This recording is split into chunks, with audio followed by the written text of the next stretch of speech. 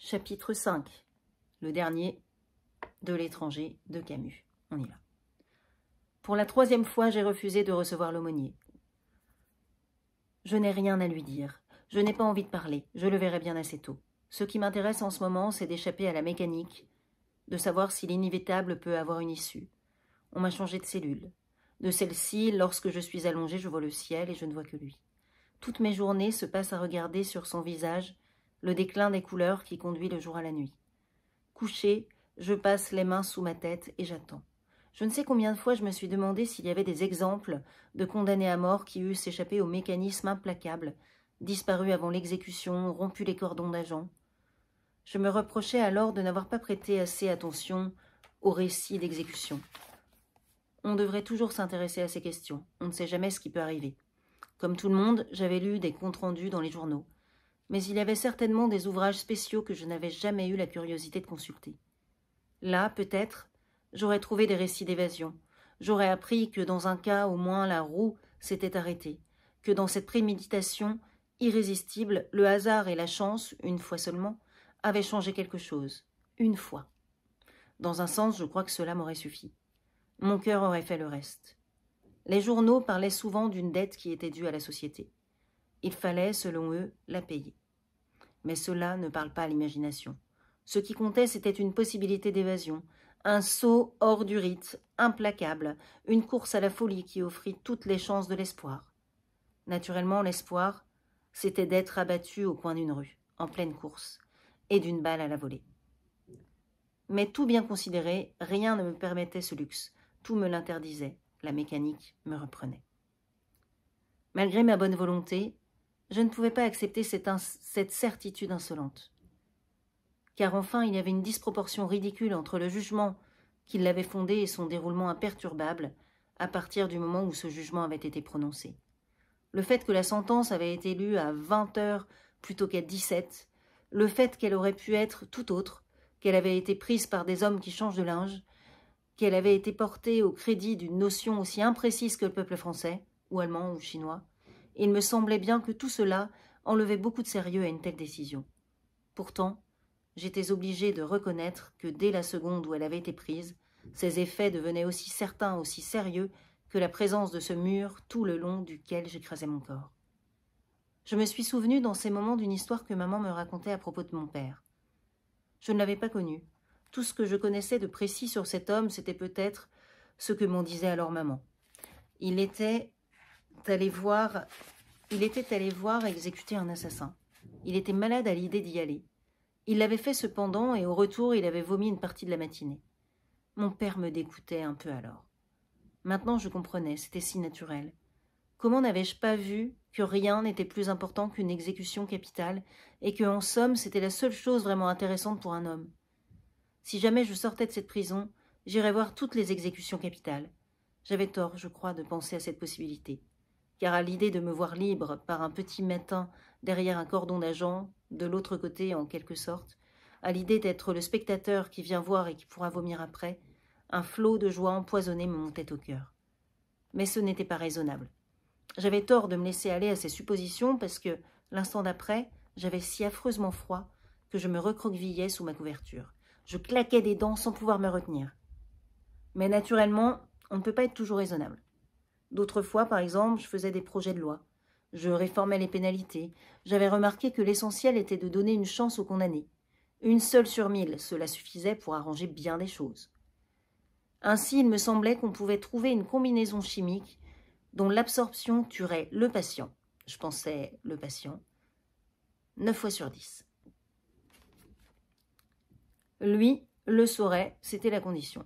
Car en réfléchissant bien, en considérant les choses avec calme, je constatais que ce qui était défectueux avec le couperet, c'est qu'il n'y avait aucune chance, absolument aucune. Une fois pour toutes, en somme, la mort du patient avait été décidée. C'était une affaire classée, une combinaison bien arrêtée, un accord entendu et sur lequel il n'était pas question de revenir.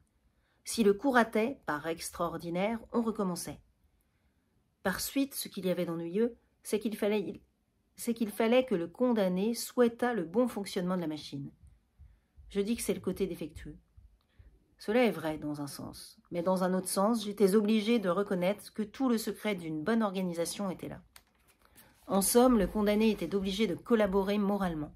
C'était son intérêt que tout marchât sans accroc. J'étais obligée de constater aussi que jusqu'ici j'avais eu sur ces questions des idées qui n'étaient pas justes. J'ai cru longtemps, et je ne sais pas pourquoi, que pour aller à la guillotine, il fallait monter sur un échafaud, gravir des marches. Je crois que c'était à cause de la révolution de 1789.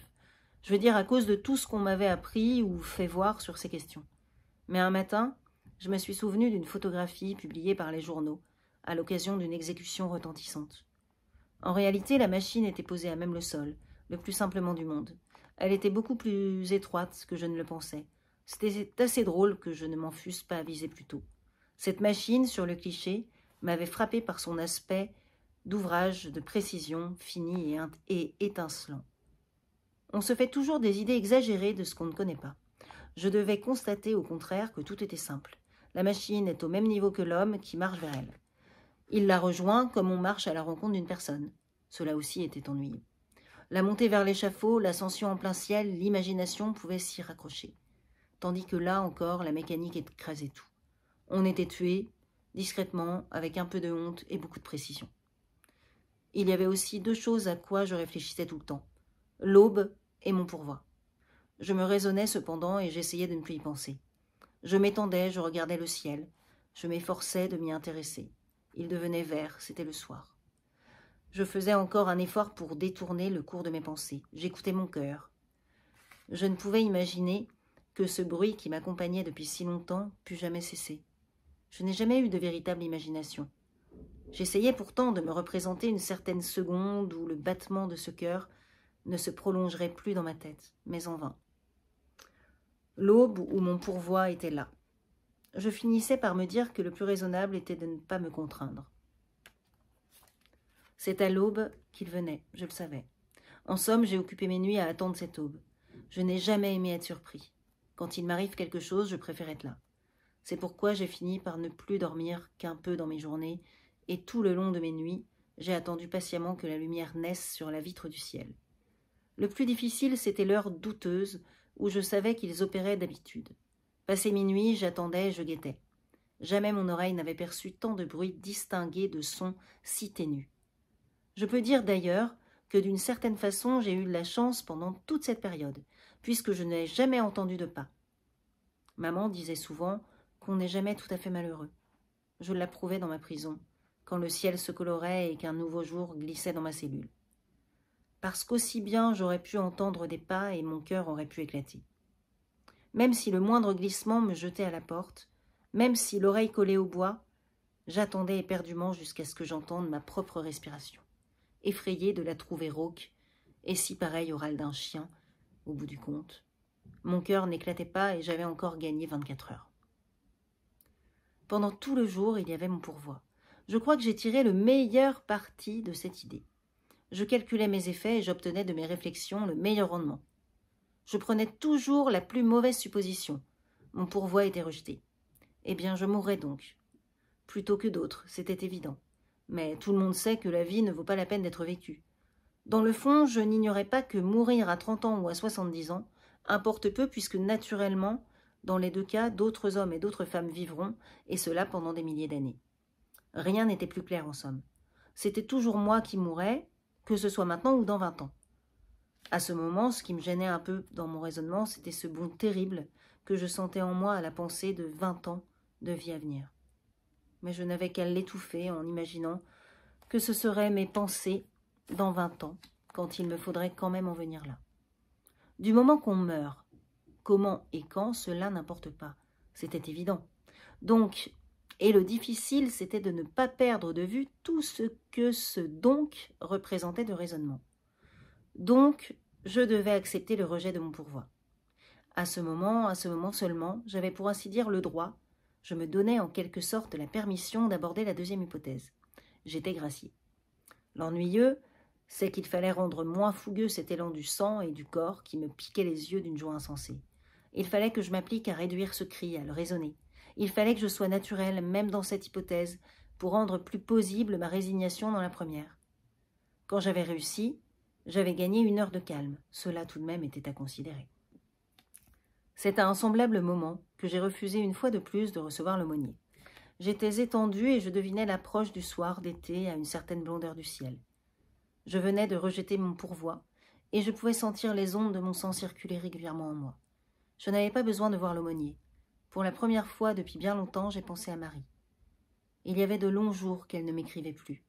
Ce soir-là, j'ai réfléchi et je me suis dit qu'elle s'était peut-être fatiguée d'être la maîtresse d'un condamné à mort. L'idée m'est venue aussi qu'elle était peut-être malade ou morte. C'était dans l'ordre des choses. Comment l'aurais-je su, puisqu'en dehors de nos deux corps maintenant séparés, rien ne nous liait et ne nous rappelait l'un à l'autre. À partir de ce moment, d'ailleurs, le souvenir de Marie m'aurait été indifférent. Morte, elle ne m'intéressait plus. Je trouvais cela normal, comme je comprenais très bien que les gens m'oublient après ma mort. Ils n'avaient plus rien à faire avec moi. Je ne pouvais même pas dire que cela était dur à penser. C'est à ce moment précis que l'aumônier est entré. Quand je l'ai vu, j'ai eu un petit tremblement. Il s'en est aperçu et m'a dit de ne pas avoir peur. Je lui ai dit qu'il venait d'habitude à un autre moment. Il m'a répondu que c'était une visite toute amicale, qui n'avait rien à voir avec mon pourvoi dont il ne savait rien. Il s'est assis sur ma couchette et m'a invité à me mettre près de lui. J'ai refusé. Je lui trouvais tout de même un air très doux. Il est resté un moment assis, les avant-bras sur les genoux, la tête baissée, à regarder ses mains. Elles étaient fines et musclées, elles me faisaient penser à deux bêtes agiles. Il les a frottées lentement l'une contre l'autre. Puis il est resté ainsi, la tête toujours baissée, pendant si longtemps que j'ai eu l'impression un instant que je l'avais oublié. Mais il a relevé brusquement la tête et m'a regardé en face. « Pourquoi, m'a-t-il dit, refusez-vous mes visites ?» J'ai répondu que je ne croyais pas en Dieu. Il a voulu savoir si j'en étais bien sûre et j'ai dit que je n'avais pas à me le demander. Cela me paraissait une question sans importance. Il s'est alors renversé en arrière et s'est adossé au mur, les mains à plat sur les cuisses. Presque sans avoir l'air de me parler, il a observé qu'on se croyait sûr, quelquefois, et en réalité on ne l'était pas. Je ne disais rien. Il m'a regardé et m'a interrogé. « Qu'en pensez-vous » J'ai répondu que c'était possible. En tout cas, je n'étais peut-être pas sûre de ce qui m'intéressait réellement, mais j'étais tout à fait sûre de ce qui ne m'intéressait pas. Et justement, ce dont il me parlait ne m'intéressait pas. Il a détourné les yeux et, toujours sans changer de position, m'a demandé si je ne parlais pas ainsi par excès de désespoir. Je lui ai expliqué que je n'étais pas désespérée. J'avais seulement peur, c'était bien naturel. « Dieu vous aiderait alors, a-t-il remarqué. Tous ceux que j'ai connus dans votre cas se retournaient vers lui. » J'ai reconnu que c'était leur droit. Cela prouvait aussi qu'ils en avaient le temps. Quant à moi, je ne voulais pas qu'on m'aidât, et justement le temps me manquait pour m'intéresser à ce qui ne m'intéressait pas. À ce moment, ses mains ont eu un geste d'agacement, mais il s'est redressé et a arrangé les plis de sa robe. Quand il a eu fini, il s'est adressé à moi, en m'appelant mon ami. S'il m'a parlé ainsi, ce n'était pas parce que j'étais condamnée à mort. À son avis, nous étions tous condamnés à mort. Mais je l'ai interrompu en lui disant que ce n'était pas la même chose, et que d'ailleurs, ce ne pouvait être en aucun cas une consolation. Certes, a-t-il approuvé, mais vous mourrez plus tard, si vous ne mourrez pas aujourd'hui. La même question se posera alors. Comment aborderez-vous cette terrible épreuve? J'ai répondu que je l'aborderais exactement comme je l'abordais en ce moment. Il s'est levé à ce mot et m'a regardé droit dans les yeux. C'est un jeu que je connaissais bien. Je m'en amusais souvent avec Emmanuel ou Céleste, et en général, ils détournaient leurs yeux. L'aumônier aussi connaissait bien ce jeu. Je l'ai tout de suite compris, son regard ne tremblait pas. Et sa voix non plus n'a pas tremblé quand il m'a dit « N'avez-vous donc aucun espoir et vivez-vous avec la pensée que vous allez mourir tout entier ?»« Oui, ai-je répondu. » Alors il a baissé la tête et s'est assis. Il m'a dit qu'il me plaignait. Il jugeait cela impossible à supporter pour un homme. Moi, j'ai seulement senti qu'il commençait à m'ennuyer. Je me suis détournée à mon tour et je suis allée sous la lucarne. Je m'appuyais de l'épaule contre le mur. Sans bien le suivre, j'ai entendu qu'il recommençait à m'interroger. Il parlait d'une voix inquiète et pressante. J'ai compris qu'il était ému et je l'ai mieux écouté. Il me disait sa certitude que mon pourvoi serait accepté, mais je portais le poids d'un péché dont il fallait me débarrasser. Selon lui, la justice des hommes n'était rien, et la justice de Dieu tout. J'ai remarqué que c'était la première qui m'avait condamnée. Il m'a répondu qu'elle n'avait pas, pour autant, lavé mon péché. Je lui ai dit que je ne savais pas ce qu'était un péché. On m'avait seulement appris que j'étais un coupable. J'étais coupable, je payais, on ne pouvait rien me demander de plus. À ce moment, il s'est levé à nouveau, et j'ai pensé que dans cette cellule si étroite, s'il voulait remuer, il n'avait pas le choix. Il fallait s'asseoir ou se lever. J'avais les yeux fixés au sol. Il a fait un pas vers moi et s'est arrêté. Comme s'il n'osait avancer.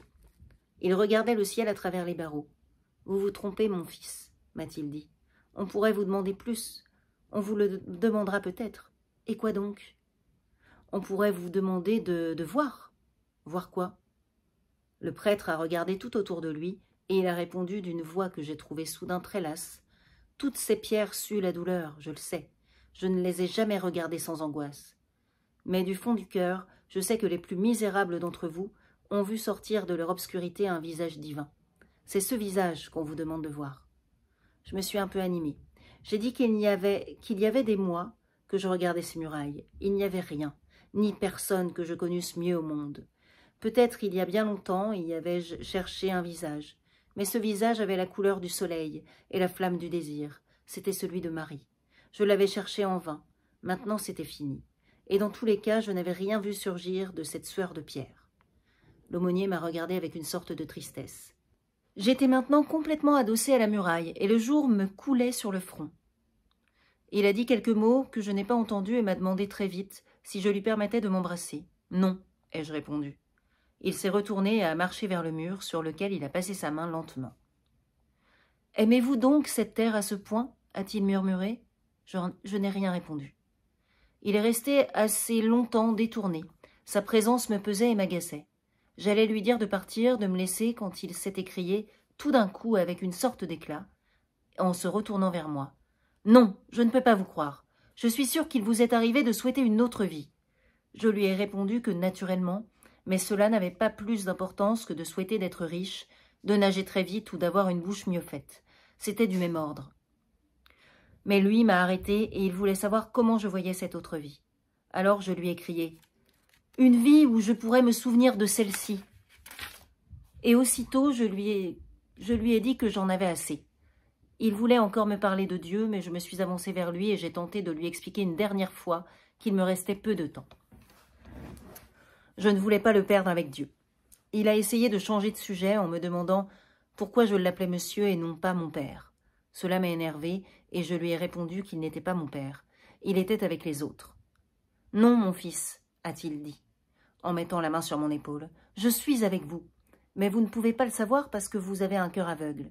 Je prierai pour vous. » Alors, je ne sais pas pourquoi, il y a quelque chose qui a crevé en moi. Je me suis mise à crier à plein gosier, et je l'ai insulté et je lui ai dit de ne pas prier. Je l'avais pris par le collet de sa soutane. Je déversais sur lui tout le fond de mon cœur, avec des bondissements mêlés de joie et de colère. Il avait l'air si certain, n'est-ce pas? Pourtant, aucune de ces certitudes ne valait un cheveu de femme. Il n'était même pas sûr d'être en vie, puisqu'il vivait comme un mort. Moi, j'avais l'air d'avoir les mains vides, mais j'étais sûre de moi, sûre de tout, plus sûre que lui, sûre de ma vie et de cette mort qui allait venir. Oui, je n'avais que cela, mais du moins je tenais cette vérité autant qu'elle me tenait. J'avais eu raison, j'avais encore raison, j'avais toujours raison. J'avais vécu de telle façon et j'aurais pu vivre de telle autre. J'avais fait ceci et je n'avais pas fait cela. Je n'avais pas fait telle chose, alors j'avais fait cette autre. Et après, c'était comme si j'avais attendu pendant tout le temps cette minute et cette petite aube où je serais justifiée. Rien n'avait d'importance et je savais bien pourquoi. Lui aussi savait pourquoi. Du fond de mon avenir. Pendant toute cette vie absurde que j'avais menée, un souffle obscur remontait vers moi à travers des années qui n'étaient pas encore venues et ce souffle égalisait sur son passage tout ce qu'on me proposait alors dans les années pas plus réelles que je vivais. Que m'importait la mort des autres, l'amour d'une mère, que m'importait son Dieu, les vies qu'on choisit, les destins qu'on élit, puisqu'un seul destin devait m'élire moi-même, et avec moi des milliards de privilégiés qui, comme lui, se disaient mes frères. Comprenait-il donc? Tout le monde était privilégié. Il n'y avait que des privilégiés. Les autres aussi, on les condamnerait un jour. Lui aussi, on le condamnerait. Qu'importait si, accusé de meurtre, il était exécuté pour n'avoir pas pleuré à l'enterrement de sa mère. Le chien de Salamano valait autant que sa femme. La petite femme automatique était aussi coupable que la Parisienne que Masson avait épousée ou que Marie qui avait envie que je l'épouse. Qu'importait que Raymond fût mon copain autant que Céleste qui valait mieux que lui.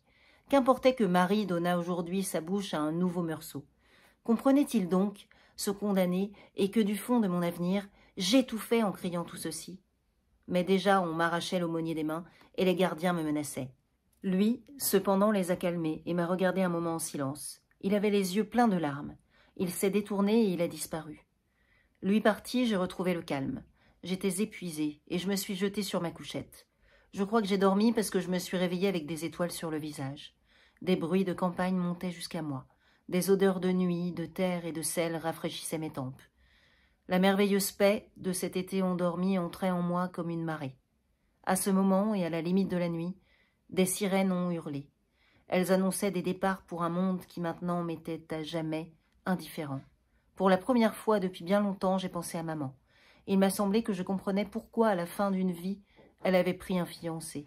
Pourquoi elle avait joué à recommencer. Là-bas aussi, autour de cet asile où des vies s'éteignaient, le soir était comme une trêve mélancolique.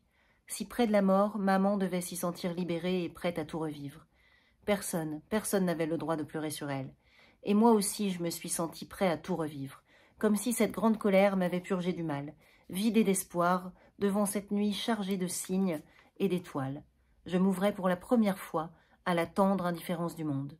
De l'éprouver si pareil à moi, si fraternel enfin, j'ai senti que j'avais été heureux et que je l'étais encore. Pour que tout soit consommé, pour que je me sente moins seule, il me restait à souhaiter qu'il y ait beaucoup de spectateurs le jour de mon exécution et qu'ils m'accueillent avec des cris de haine. Et voilà, l'étranger, c'est terminé. Bonne soirée.